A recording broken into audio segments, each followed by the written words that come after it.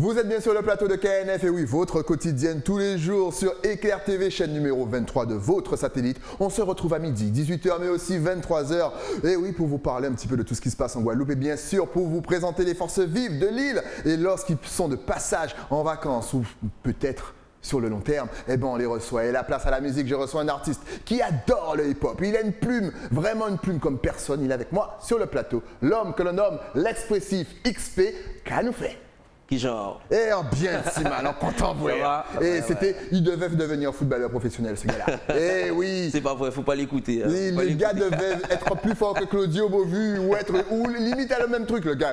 Claudio, il va me tomber dessus. Mais les gars, on avait un vivier à Bastia. Ouais, c'est vrai ça. Et le football, enfin, on va pas parler de choses qui fâchent.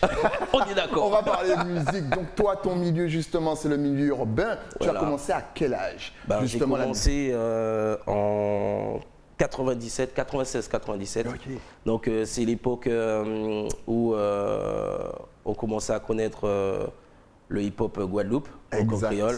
Donc Fokli, Anoclen, Dali, etc. C'est une grosse époque pour le hip-hop. Les années 90, fin des années 90, on avait vraiment des talents. Voilà. Et quand j'ai commencé, on était en début, on arrivait au lycée. Ouais. Donc on a commencé en fait avec un groupe qui s'appelait Mystic Rhymes. Ouais. Donc c'était un groupe d'amis et on chantait en fait, on écrivait pour chanter en fait dans les fêtes communales. Donc de Bastère, Carmel, Bas-du-Bourg, etc. Et c'est devenu une passion au fur et à mesure. Parce qu'en fait, il y avait le sport, mais il y avait aussi la musique qui nous emportait. Donc on faisait des freestyles en radio. Ouais. Donc freestyle en radio avec Damo aussi. Ouais. Damo, c'était mon bon gars et jusqu'à aujourd'hui. Et donc au fur et à mesure, après moi je suis parti à Londres, j'ai commencé à rencontrer du monde. J'ai commencé à mélanger le hip-hop aussi avec la dancehall. Ouais. Parce que là-bas il y avait une grosse communauté caribéenne. Ouais. Et en fait il y avait des mix, donc j'ai fait partie d'un groupe qui s'appelait Can We Be One. Okay. Donc Can We Be One, c'était un groupe avec des Jamaïcains, des Guyanais, Martiniquais, etc. Ah ouais, c'était vraiment le beau mélange de la Caraïbe. Et tu chantais en français, en créole ou en anglais? Je rappais en français et en créole, un petit peu en anglais. Après, ils étaient plus réceptifs à quelle langue? C'est-à-dire qu'ils étaient le créole. Le créole. Donc en fait, ça m'a poussé à voir que franchement, rapper en créole, c'est pas donné à tout le monde. Aussi. Et c'est là où vraiment on tire notre chapeau aux personnes comme tu l'as dit, Fokli et compagnie, qui manient la langue comme personne. Ah ouais. Donc c'est un délire et puis au fur et à mesure des années, après projet, mixtape, bossé avec plusieurs artistes. Non, c'était les bonnes années. Exact. Après on n'avait pas le visu du jour aujourd'hui parce que c'était beaucoup plus difficile à l'époque. Mais maintenant aujourd'hui je constate qu'il y a beaucoup plus de développement, mine de rien. On n'est peut-être pas encore arrivé au summum, mais je pense que ça va venir. Parce qu'effectivement, tu nous parles d'une époque, et là peut-être que des jeunes ont du mal à se resituer, se dire qu'il y a quand même eu une période où la musique arrivait à circuler sans TikTok, sans Instagram, sans tous les réseaux sociaux, sans Facebook, ça n'existait pas. Ça n'existait pas. C'était MySpace. Et encore, parce que nous, moi j'ai connu le partage de musique. C'était dans la street, c'était mixtape, on vendait avec Damo les mixtapes. Tu as la clignocourt le dimanche pour donc tu connais tes propres affiches. Le plus souvent, les gens qui nous connaissaient, c'était les gens de Bastère. Exact. C'est Bastère, Javriache. Donc ça, c'est notre quartier, quoi. Ouais. Voilà. Hey, originaire de Bastère, I see you. Là, justement, c'est vrai que, est-ce que tu penses que ce manque de technologie, c'est un petit peu ce qui a, à l'époque, bien sûr, a empêché aux artistes de Bastère de se connecter avec les artistes de Pointe-à-Pitre? Aujourd'hui, on voit que, vu qu'il y a la technologie, on voit qu'il y a Samo, il y a Dex, il y a même Ayola, ils arrivent facilement à faire le pont, même avec Setan. Donc là, je trouve que en prenant du recul et en regardant ce qui se passe en Guadeloupe, parce que je suis plus en Guadeloupe, effectivement, les connexions, elles se font beaucoup plus vite et les connexions, elles sont super belles. Exact. Donc, c'est vrai qu'on n'avait peut-être pas la même mentalité de faire les choses aussi, parce qu'à l'époque, c'était très hip-hop, très street, groupe. Voilà. Non, mais c'est Voilà, vrai. Et justement, ton style aujourd'hui, il est toujours hip-hop ou parce que tu... Non, aujourd'hui, j'ai développé mon style. Hip-hop, bien sûr. Ouais. Trap, drill, tout ce que les gens ils écoutent aujourd'hui, afrobeat, afro-trap, je fais tout en fait. Mais ce qui est drôle, c'est que, comme tu l'as si bien dit, tu es à Paris, mais lorsque tu rentres au pays, tu as vraiment l'impression d'être chez toi, parce qu'effectivement, on écoute trap, drill, afro, c'est vraiment ton univers. Là, est-ce que tu sens que c'est limite ta période? C'est-à-dire que vraiment, c'est ton monde? Je pense qu'en fait, du fait aussi que je suis parti dans un but de sortir mon projet en indépendant, mon EP qui s'appelle Elixir, Elixir Project. Et qui va sortir quand?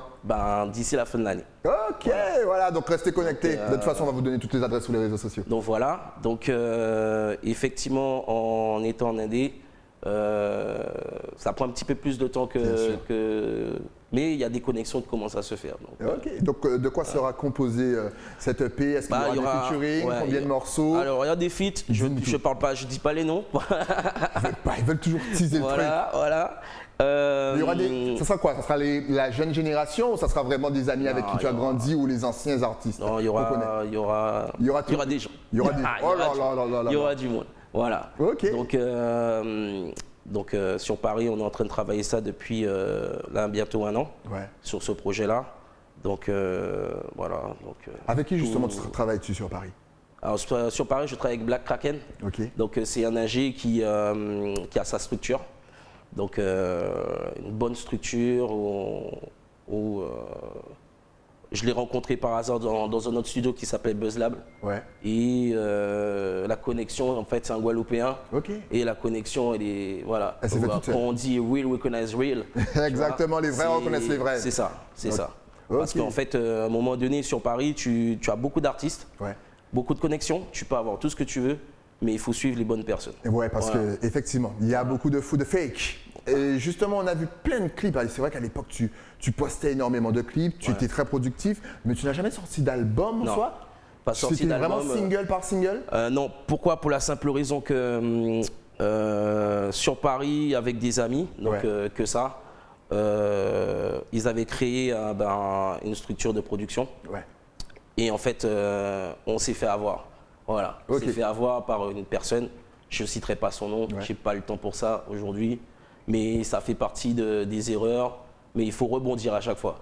Donc le projet, on est allé dans des gros studios sur Paris où j'ai des morceaux qui sont restés bloqués, malheureusement. Donc c'est un délire. Mais bon, mais aujourd'hui… Voilà les aléas de la vie d'artiste. Voilà, souvent les choses que vous ne voyez pas, souvent on vous voit à la télé, dans les clips, en train de vous amuser et compagnie, mais derrière c'est chaud. Surtout qu'on rappelle qu'il est en autoprod, donc l'argent du clip, du montage, de la production, de tout, c'est de sa poche. C'est un gros travail, c'est un gros travail. Comment est-ce qu'on fait pour allier ton travail, parce que tu travailles à côté forcément, comment est-ce qu'on fait pour allier les deux? La grande partie des artistes un petit peu comme toi. Alors, moi… C'est simple, hein, c'est la motivation, la passion de la musique qui fait qu'aujourd'hui, j'investis pour ma propre musique pour qu'elle puisse sortir. Donc en cas de dis-moi, à pas monde qui fait bon moins. Donc si ni les monde qui viennent, pas ni souci, ça va alimenter le bordel, tu vois. Mais la base de base, je travaille vraiment dessus et j'investis moi-même. Il faut être motivé parce que quand vous travaillez à Paris, qui fait gris toute la journée, pour après vous rentrez chez vous, il faut s'occuper de sa famille, l'envie d'aller enregistrer un son, des fois elle n'est pas là. Hein. Donc quand l'artiste produit, franchement écoutez ce qu'il fait, surtout que toi tu travailles tes morceaux. Encore une fois, c'est l'école du hip-hop. Donc pour toi un lyrique c'est super important. Travailler une phrase, aujourd'hui, la tournure de phrase, franchement allez l'écouter parce que la tournure de phrase qu'il utilise c'est vraiment exceptionnel. Tu continues à travailler ça, c'est important pour toi. Tu ne laisses pas partir un son sans qu'il te convienne. C'est du travail. Le rap créole, pour moi, je veux vraiment le représenter en tant que très bon lyriciste. Il y en a beaucoup, il y en a beaucoup quand même, comme artistes en Guadeloupe ou en Martinique qui sont très bons. Mais je ne veux rien lâcher. Pour la simple raison que ça fait partie de notre culture, au final. Moi, j'ai avancé avec le hip-hop depuis tout jeune. Donc pour moi, c'est ça doit être représentatif. C'est obligatoire. Justement, comment les artistes sont représentés maintenant à Paris? On sent que nos artistes caribéens sont de plus en plus écoutés. Le style même, on ne va pas lancer de petites piques, mais quand même le style un petit peu, on ne va pas dire copier, mais voilà, on se comprend. Et comment sont vus nos artistes? Est-ce qu'ils sont écoutés? Est-ce qu'ils sont passés en radio? Est-ce qu'ils sont reconnus? Et est-ce que finalement, ils vont avoir la reconnaissance nationale qu'ils méritent? Alors, la radio, niveau radio, j'entends pas trop, mine de rien. Bon, après, il y a les radios comme. Spécialisées, voilà. Tropic FM. Voilà. Il y a aussi Génération souvent qui joue le jeu. Voilà, Génération, il y a Move. Après, aujourd'hui, la génération d'aujourd'hui, c'est très streaming. Exact. Donc, ils ont l'opportunité grave de se faire connaître sur les réseaux. Et par contre, en radio, on n'entend pas beaucoup. Le dernier que j'ai entendu, c'était Nirvana. Ok. Voilà. Ok, d'accord. Qu'on salue d'ailleurs pour son million. Amiral est sur le même chemin, c'est parfait. On fait que des millions et c'est excellent. Justement, donc quels sont tes projets? Est-ce que tu comptes déjà peut-être revenir, parce que je pense que tu pars bientôt, revenir en Guadeloupe, faire un petit live? Est-ce que tu comptes rencontrer les artistes, faire un petit clip, dis-nous tout. Je viens souvent en Guadeloupe. Il prépare le terrain pour un retour définitif. Peut-être. Qui sait? On ne sait jamais. Mais voilà. C'est clair que de toute façon, moi j'ai déjà dit, je ne resterai pas à vie sur Paris. Donc si ce n'est pas Paris, ça peut être une autre ville. Ou revenir. Tu iras dans le sud, tu iras à Marseille. Ou revenir en Guadeloupe. Revenez au pays, revenez les amis. On vous attend, c'est bon, vous avez vécu assez de temps là-bas. Voilà, venez vous fatiguer ici, c'est mieux. Voilà, donc non, c'est.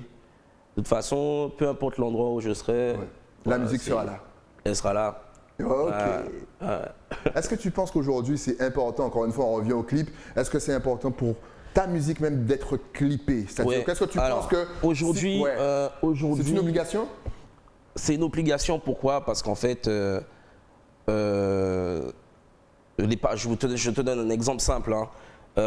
Si tu veux promotionner ta musique par exemple en radio, la première chose qu'ils vont te demander c'est du visu. Ils vont aller regarder ce que tu fais. Exact. Et en fonction de ça, c'est même pas le talent là, c'est en fonction de ça, on a l'impression que oui voilà, on va passer ton morceau, voilà. Donc au final, il faut avoir une bonne fanbase, c'est le plus important aujourd'hui. Donc il faut travailler dessus et puis c'est sur les réseaux. Alors, exactement. De toute façon, les réseaux aujourd'hui, ça fait partie. Franchement, on ne peut pas passer à côté. Justement, quel conseil as-tu à donner à un jeune qui débute dans le hip-hop, dans la trap? Comment peut-il bien travailler son lyrique et faire des jeux de mots un petit peu comme toi tu fais? Alors, moi, ce que je donnerais comme conseil aux jeunes aujourd'hui, c'est de ne pas essayer de copier la tendance du jour. Aujourd'hui, vous avez la possibilité de partager beaucoup vos sons sur les réseaux. Donc aujourd'hui, là, c'est travailler vraiment les lyrics, les textes, parce que c'est vraiment important. Demain, il faut que vous puissiez faire des textes pour que vos parents puissent kiffer, vos frères et sœurs, les petits frères et les petites sœurs, surtout ceux qui viennent derrière. Parce que ceux qui viennent derrière, ils vont prendre l'habitude d'écouter ce que le grand y fait.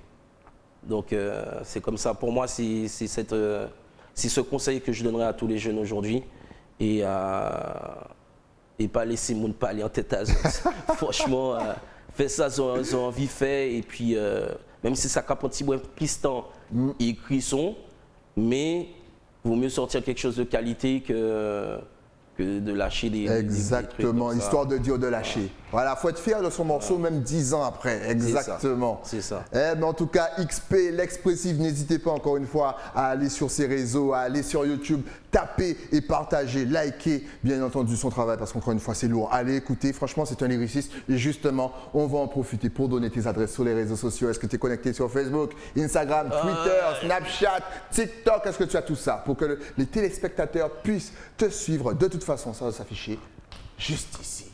Alors, il y a XPda Phoenix, c'est sur Facebook, Instagram et Twitter. Et sur TikTok, XP King 971, wa connaître la famille, stay connected. Et justement, pourquoi XP? Pourquoi l'expressif? Alors, et pourquoi la Phoenix?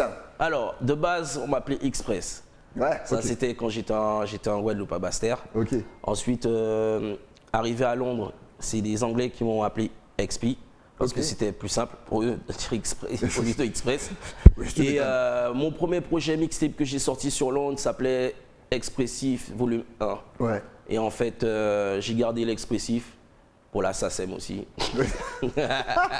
Faut tout ce qui est. Voilà.